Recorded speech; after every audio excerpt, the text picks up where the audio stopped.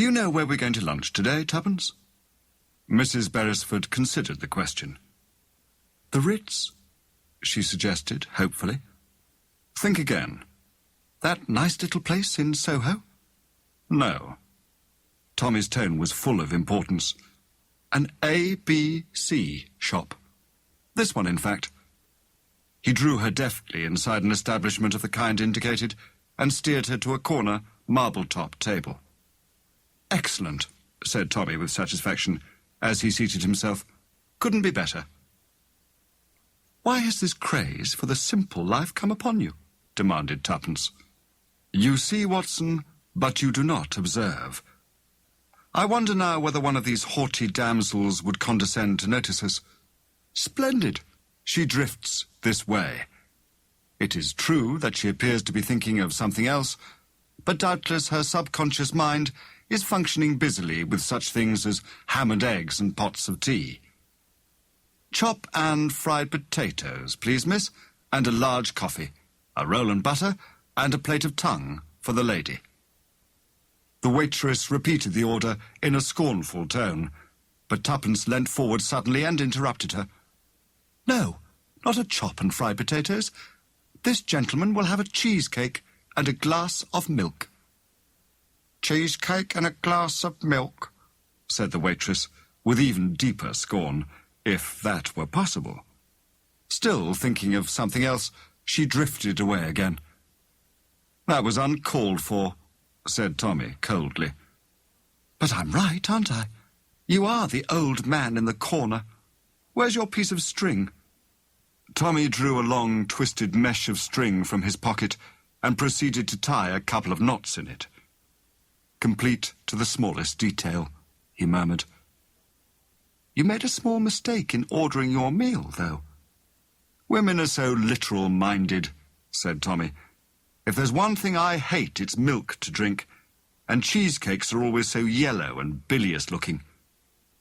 Be an artist, said Tuppence. Watch me attack my cold tongue. Jolly good stuff, cold tongue. Now then, I'm all ready to be Miss Polly Burton. Tie a large knot and begin. First of all, said Tommy, speaking in a strictly unofficial capacity, let me point out this. Business is not too brisk lately. If business doesn't come to us, we must go to business. Apply our minds to one of the great public mysteries of the moment, which brings me to the point, the Sunningdale mystery. Ah, said Tuppence, with deep interest. The Sunningdale mystery. Tommy drew a crumpled piece of newspaper from his pocket and laid it on the table. That is the latest portrait of Captain Cecil, as it appeared in the Daily Leader. Just so, said Tuppence. I wonder someone doesn't sue these newspapers sometimes. You can see it's a man, and that's all. When I said the Sunningdale mystery, I should have said the so-called Sunningdale mystery, went on Tommy rapidly. A mystery to the police, perhaps, but not to an intelligent mind. Tie another knot, said Tuppence. I don't know how much of the case you remember, continued Tommy quietly. All of it, said Tuppence. But don't let me cramp your style. It was just over 3 weeks ago, said Tommy, that the gruesome discovery was made on the famous golf links. 2 members of the club, who were enjoying an early round, were horrified to find the body of a man lying face downwards on the 7th tee. Even before they turned him over, they had guessed him to be Captain Cecil, a well-known figure on the links, and who always wore a golf coat of a peculiarly bright blue colour. Captain Cecil was often seen out on the links early in the morning, practising, and it was thought at first that he'd been suddenly overcome by some form of heart disease. But examination by a doctor revealed the sinister fact that he'd been murdered, stabbed to the heart with a significant object, a woman's hatpin. He was also found to have been dead at least 12 hours. That put an entirely different complexion on the matter, and very soon some interesting facts came to light. Practically the last person to see Captain Cecil alive was his friend and partner, Mr. Hollerby, of the Porcupine Assurance Company, and he told his story as follows. Cecil and he had played around earlier in the day. After tea, the other suggested that they should play a few more holes before it got too dark to see. Hollaby assented. Cecil seemed in good spirits and was in excellent form. There's a public footpath that crosses the links, and just as they were playing up to the 6th green, Hollaby noticed a woman coming along it.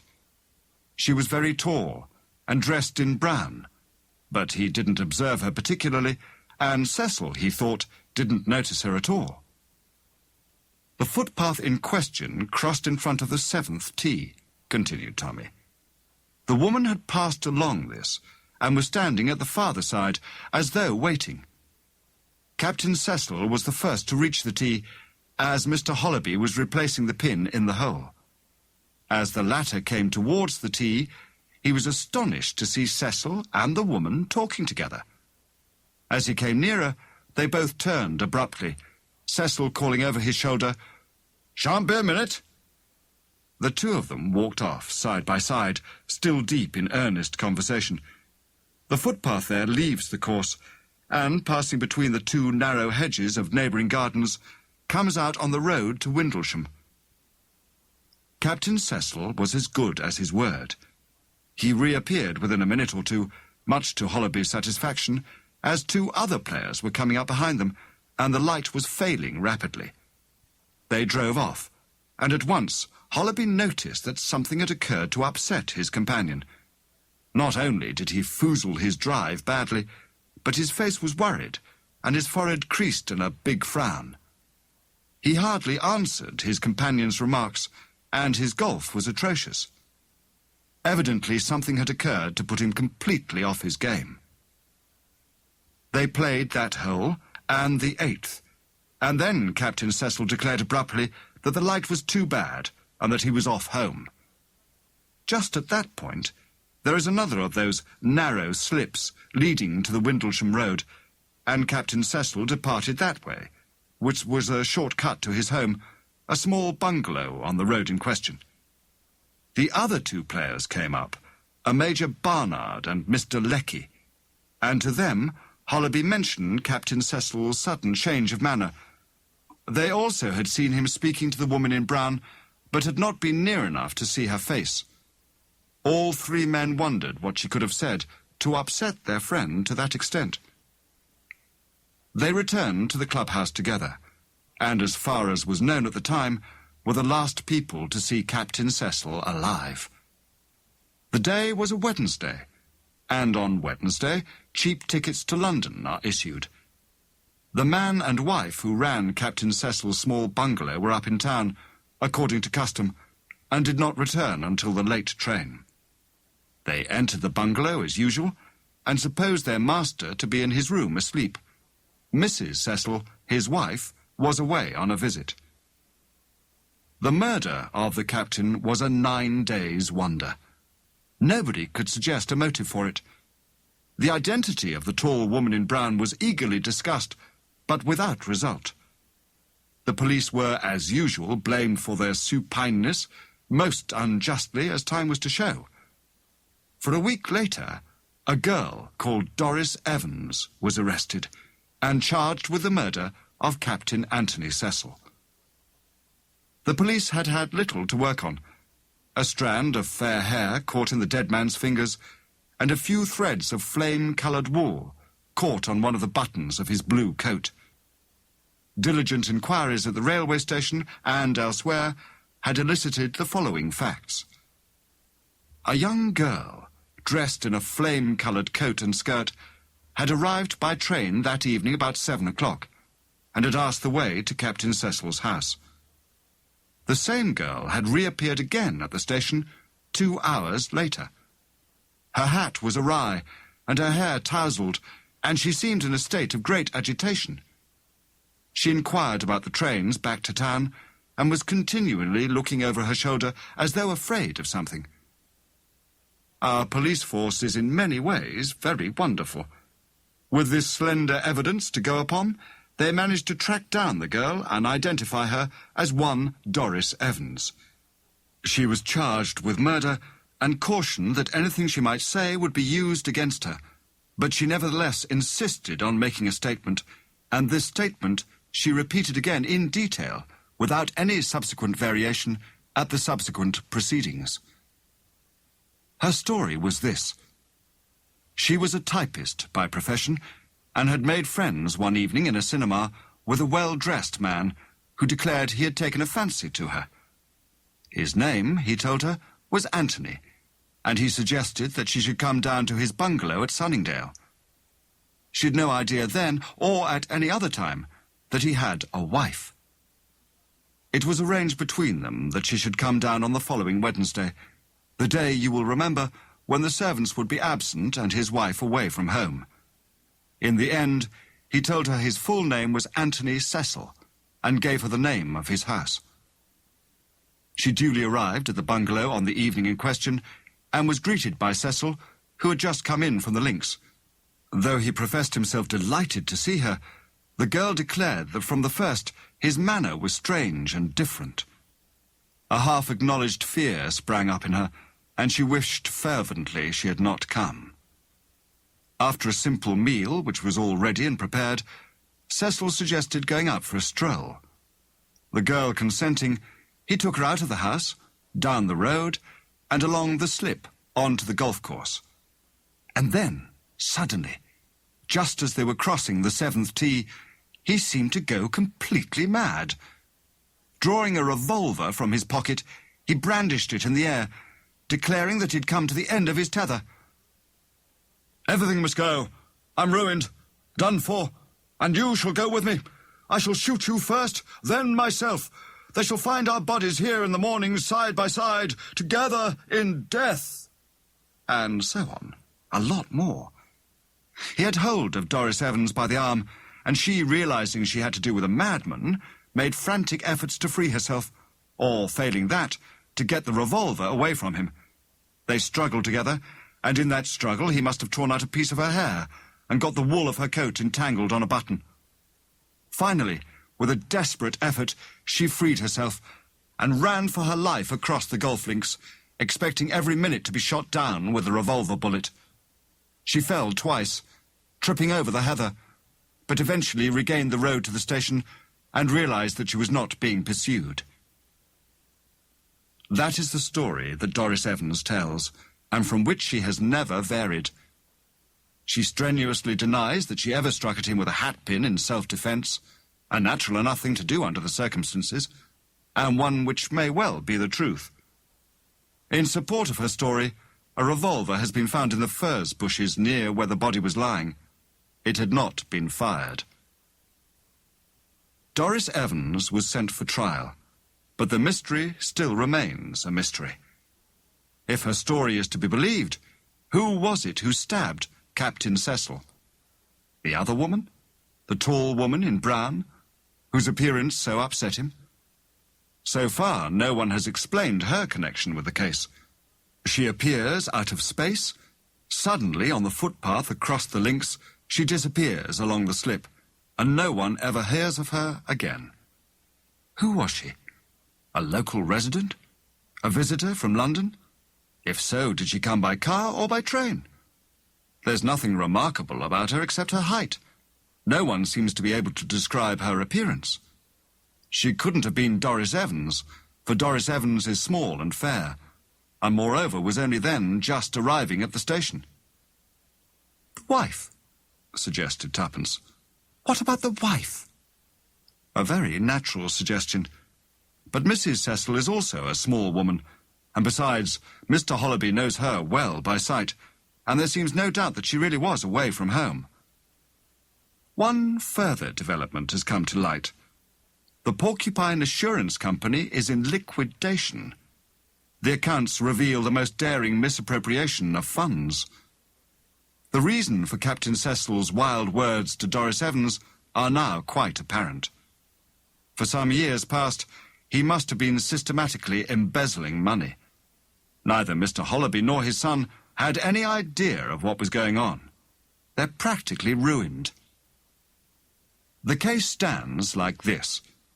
Captain Cecil was on the verge of discovery and ruin. Suicide would be a natural solution, but the nature of the wound rules that theory out. So who killed him? Was it Doris Evans? Was it the mysterious woman in brown? Tommy paused, took a sip of milk, made a wry face, and bit cautiously at the cheesecake. "Of course," murmured Tommy, "I saw at once where the hitch in this particular case lay, and just where the police were going astray." "Yes," said Tuppence eagerly. Tommy shook his head sadly. "I wish I did." "Tuppence, it's dead easy being the old man in the corner up to a certain point. But the solution beats me. Who did murder the beggar? I don't know." He took some more newspaper cuttings out of his pocket. "Further exhibits. Mr. Hollerby, his son, Mrs. Cecil, Doris Evans." Tuppence pounced on the last and looked at it for some time. "She didn't murder him anyway," she remarked at last. "Not with a hatpin." "Why the certainty?" "A Lady Molly touch. She's got bobbed hair. Only one woman in 20 uses hatpins nowadays anyway, long hair or short. Hats fit tight and pull on. There's no need for such a thing." "Still, she might have had one by her." "My dear boy, we don't keep them as heirlooms. What on earth should she have brought a hatpin to Sunningdale for?" "Then it must have been the other woman, the woman in brown." "I wish she hadn't been tall. Then she could have been the wife. I always suspect wives who were away at the time and so couldn't have had anything to do with it. If she found her husband carrying on with that girl, it would be quite natural for her to go for him with a hatpin." "I shall have to be careful, I see," remarked Tommy. But Tuppence was deep in thought and refused to be drawn. "What were the Cecils like?" she asked suddenly. "What sort of things did people say about them?" "As far as I can make out, they were very popular. He and his wife were supposed to be devoted to one another. That's what makes the business of the girl so odd. It's the last thing you'd have expected of a man like Cecil. He was an ex-soldier, too. Came into a good bit of money, retired, and went into this insurance business. The last man in the world, apparently, whom you would have suspected of being a crook." "Is it absolutely certain that he was a crook? Couldn't it have been the other two who took the money?" "The Hollobys. They say they're ruined." "Oh, they say. Perhaps they've got it all in a bank under another name. I put it foolishly, I dare say, but you know what I mean. Supposing they'd been speculating with the money for some time, unbeknownst to Cecil, and lost it all. It might be jolly convenient for them that Cecil died just when he did." Tommy tapped the photograph of Mr. Hollerby Sr. with his fingernail. "So you're accusing this respectable gentleman of murdering his friend and partner? You forget that he parted from Cecil on the links in full view of Barnard and Lecky, and spent the evening in the Dormy house. Besides, there's the hatpin." "Bother the hatpin," said Tuppence impatiently. "That hatpin, you think, points to the crime having been committed by a woman." "Naturally. Don't you agree?" "No. Men are notoriously old-fashioned. It takes them ages to rid themselves of preconceived ideas. They associate hatpins and hairpins with the female sex, and call them women's weapons. They may have been in the past, but they're both rather out of date now. Why, I haven't had a hatpin or a hairpin for the last 4 years. "Then you think that it was a man killed Cecil. The hatpin was used to make it seem a woman's crime." "There's something in what you say, Tuppence," said Tommy slowly. "It's extraordinary how things seem to straighten themselves out when you talk a thing over." Tuppence nodded. "Everything must be logical, if you look at it the right way. And remember what Marriott once said about the amateur point of view, that it had the intimacy. We know something about people like Captain Cecil and his wife. We know what they're likely to do and what they're not likely to do. And we've each got our own special knowledge. Tommy smiled. You mean, he said, that you are an authority on what people with bobbed and shingled heads are likely to have in their possession, and that you have an intimate acquaintance with what wives are likely to feel and do. Something of the sort. And what about me? What is my special knowledge? Do husbands pick up girls, etc.? No, said Tuppence gravely. You know the course. You've been on it. Not as a detective searching for clues, but as a golfer. You know about golf, and what's likely to put a man off his game. It must have been something pretty serious to put Cecil off his game. His handicap's 2, and from the 7th tee he played like a child, so they say. Who say? Barnard and Lecky. They were playing just behind him, you remember. That was after he met the woman, the tall woman in brown. They saw him speaking to her, didn't they? Yes, at least... Tommy broke off. Tuppence looked at him and was puzzled. He was staring at the piece of string in his fingers, but staring with the eyes of one who sees things very different. Tommy, what is it? Be quiet, Tuppence. I'm playing the 6th hole at Sunningdale. Cecil and old Hollerby are holing out on the 6th green ahead of me. It's getting dusk, but I can see that bright blue coat of Cecil's clearly enough. And on the footpath to the left of me, there's a woman coming along. She hasn't crossed from the ladies' course. That's on the right. I should have seen her if she had done so. And it's odd I didn't see her on the footpath before, from the 5th tee, for instance. He paused. You said just now I knew the course, Tuppence. Just behind the 6th tee, there's a little hut or shelter made of turf. Anyone could wait in there until the right moment came. They could change their appearance there. I mean... Tell me, Tuppence, this is where your special knowledge comes in again. Would it be very difficult for a man to look like a woman, and then change back to being a man again? Could he wear a skirt over +4s, for instance? Certainly he could. The woman would look a bit bulky, that would be all. A longish brown skirt, say a brown sweater of the kind both men and women wear, and a woman's felt hat with a bunch of curls attached each side. That would be all that was needed. I am speaking, of course, of what would pass at a distance, which I take to be what you're driving at.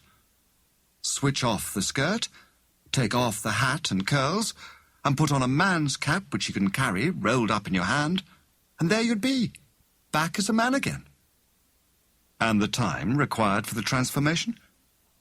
From woman to man, 1.5 minutes at the outside, probably a good deal less. The other way about would take longer. You'd have to arrange the hat and curls a bit, and the skirt would stick, getting it on over the +4s. Now that doesn't worry me. It's the time for the first that matters. As I tell you, I'm playing the 6th hole. The woman in brown has reached the 7th tee now.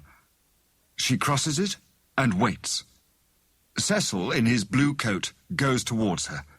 They stand together a minute, and then they follow the path round the trees out of sight. Hollerby is on the tee alone. 2 or 3 minutes pass. I'm on the green now. The man in the blue coat comes back and drives off, foozling badly. The light's getting worse. I and my partner go on. Ahead of us are those two, Cecil slicing and topping and doing everything he shouldn't do. And at the 8th green, I see him stride off and vanish down the slip.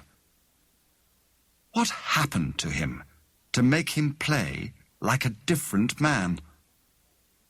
The woman in brown, or the man, if you think it was a man.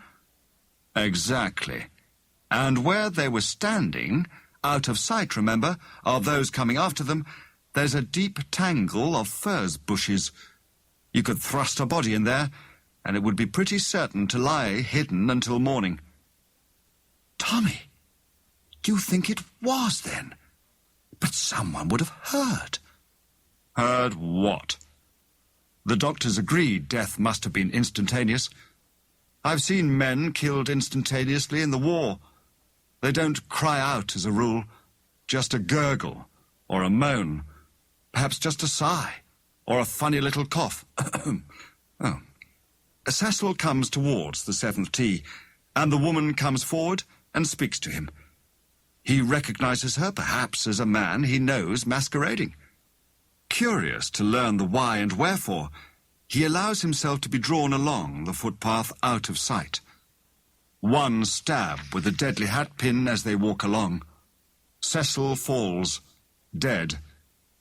The other man drags his body into the furze bushes, strips off the blue coat, then sheds his own skirt and the hat and curls. He puts on Cecil's well-known blue coat and cap and strides back to the tee. 3 minutes would do it. The others behind can't see his face, only the peculiar blue coat they know so well. They never doubt that it's Cecil, but he doesn't play Cecil's brand of golf.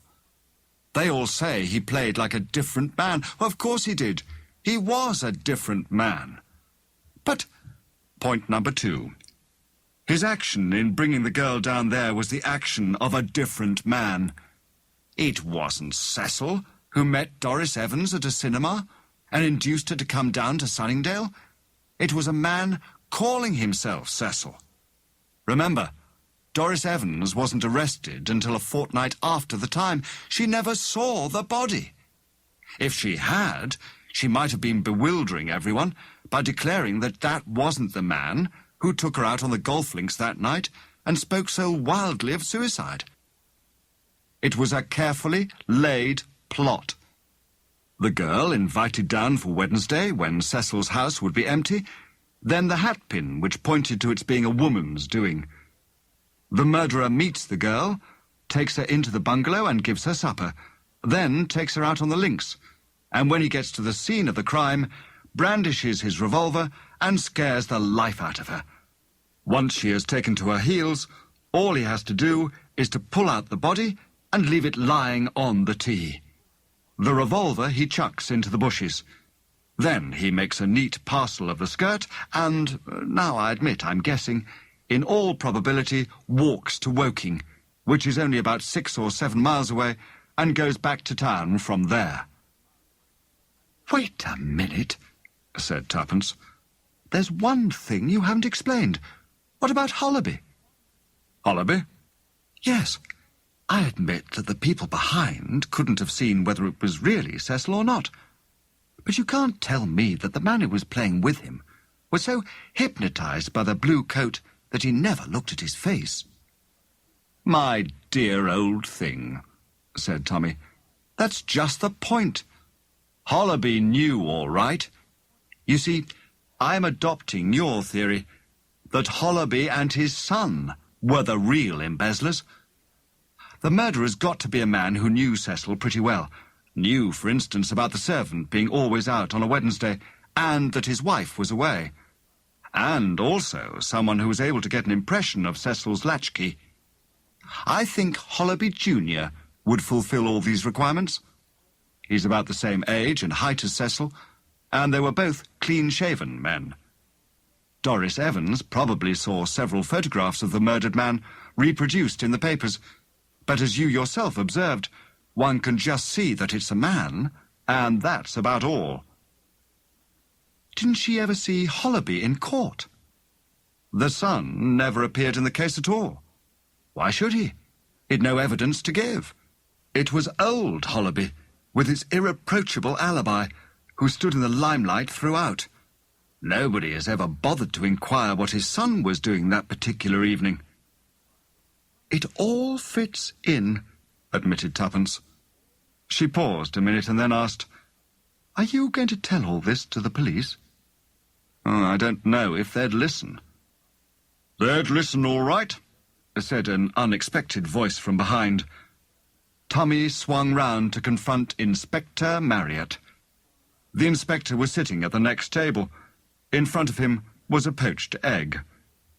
"Often drop in here to lunch," said Inspector Marriott. As I was saying, we'd listen all right. In fact, I've been listening. I don't mind telling you that we've not been quite satisfied all along over those porcupine figures. You see, we've had our suspicions of those Wallabies, but nothing to go upon. Too sharp for us. Then this murder came, and that seemed to upset all our ideas. But thanks to you and the lady, sir, we'll confront young Hollaby with Doris Evans and see if she recognises him. I rather fancy she will. That's a very ingenious idea of yours about the blue coat. I'll see that Blunt's brilliant detectives get the credit for it. You are a nice man, Inspector Marriott, said Tuppence gratefully. We think a lot of you two at the Yard, replied the stolid gentleman. You'll be surprised. If I may ask you, sir, what's the meaning of that piece of string? Nothing, said Tommy, stuffing it into his pocket. A bad habit of mine. As to the cheesecake and the milk, I'm on a diet. Nervous dyspepsia. Busy men are always martyrs to it. Oh, said the detective. I thought perhaps you'd been reading. Well, it's of no consequence. But the inspector's eyes twinkled.